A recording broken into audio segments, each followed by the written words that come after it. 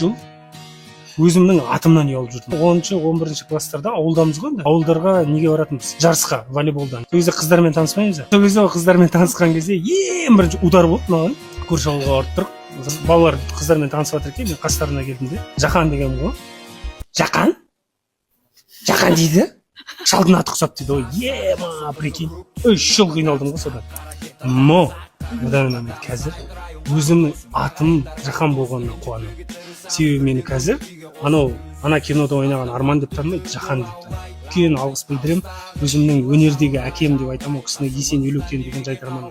Ең бірінші мені қолдап, ең бірінші алып келіп, өнер үлкен жолға бас деп жүйе қойған, соңымды кесіп сояққа жіберген ол Есен ағамыз да. Сол кезде ол кісінің бір сөзі бар: Жақан, қазірден бастап өзіңнің атыңа жұмыс істе, кейін атың саған жұмыс істейді дейді. Содан бастап мен өз атыма жұмыс жасағаным соншалықты, даже өз атыма Алланың қалауымен кино түсірдім.